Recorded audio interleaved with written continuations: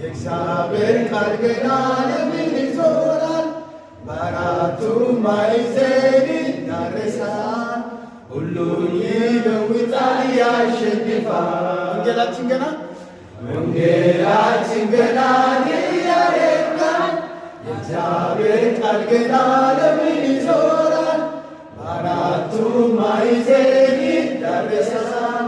ሁሉን ይለውጣል ያሸንፋል። ወንጌላችን ገና ያደርጋል። የእግዚአብሔር ቃል ገና ለምን ይዞራል? በአራቱ ማዕዘን ይዳረሳል። ሁሉን ይለውጣል ያሸንፋል። ወንጌላችን ገና ያደርጋል። የእግዚአብሔር ቃል ገና ለምን ይዞራል?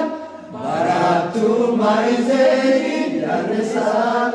ሁሉን ይለውጣል ያሸንፋል። አንድ ጊዜ ወንጌላችን ገና ያደርጋል። የእግዚአብሔር ቃል ገና ለምን ይዞራል? በአራቱ ማዕዘን ይዳረሳል።